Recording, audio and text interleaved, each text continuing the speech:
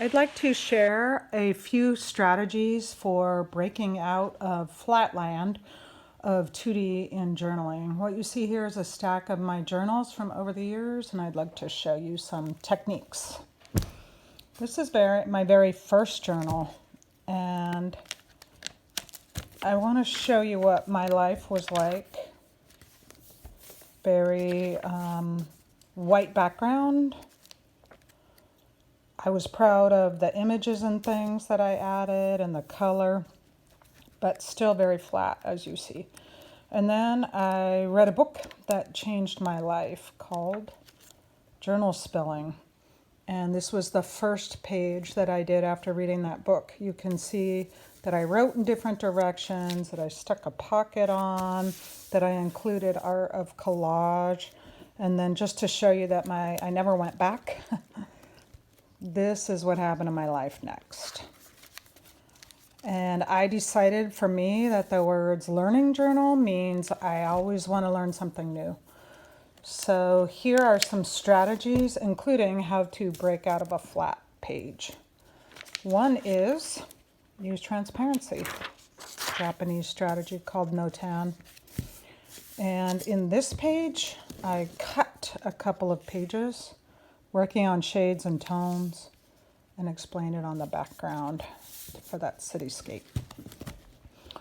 This isn't a journal, it's called an artist book, but I wanted to show you the pages can be different sizes, number one, and number two, the pictures that are on different pages can interact with each other. So this is a bird biting some kind of imaginary animal.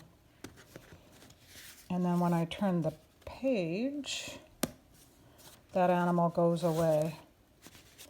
The bird goes away and becomes something else. So this is a set of problems that you give yourself to think about how to use space on a page. Other examples, this is a spiral-bound journal with cheaper paper. I learned my lesson there.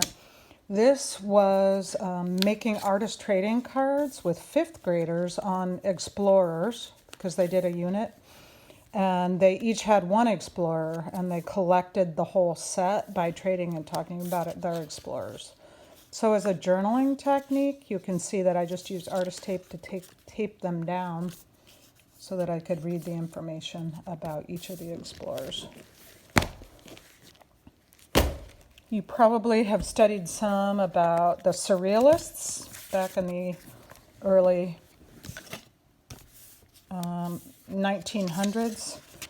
And they played a game called Exquisite Corpse, where one person would write the line of a story and the next person would write the next line. So artistically, here's the equivalent. All these animals have mix and match bodies and heads. So it's another way to re-envision what could be possible on any page by cutting the pages. This is back in the day before we started buying journals. My students and I just took file folders and big rubber bands and rubber banded them along the seam. And it's an easy way to get journals in everybody's hands.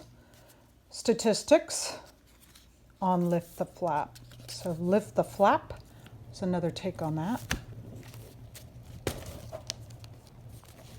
This technique is collage, where you repurpose images in an interesting color scheme and glue them down using Mod Podge or glue.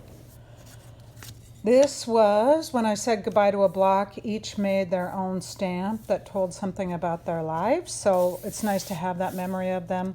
And I punched holes and added stitching to that journal.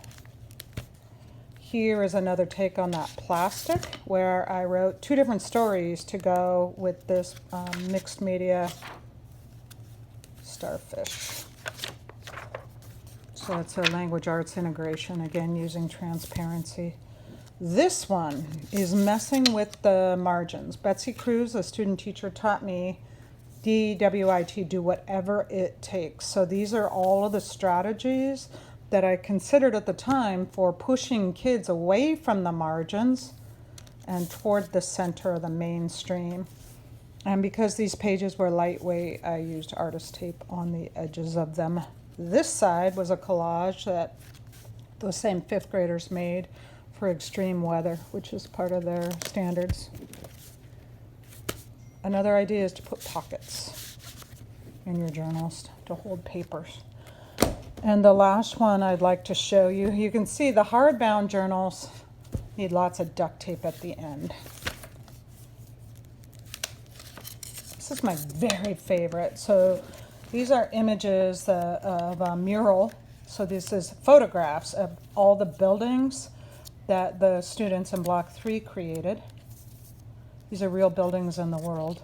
Took photos and reproduced them in my journal, and then gave them a nice dark background because that's what was in our mural. I just love that page. I love the color scheme. One more time, just for me. And the last page I'd like to show you is another messing with the margins page. Here's proving it in mathematics, and then if you take a look at this edge, it's like I cut that other do whatever it takes page in crazy ways, and here's what happens if you don't tape it. And so messing with the margin, here's a great quote for me, one that's really inspirational that goes along with our course theme of doing whatever you can in whatever way you can to keep our society and our world moving forward, with a repurposed image from Jacob Lawrence. There you have it, some strategies for messing with the margins and escaping flatland of our 2D journals.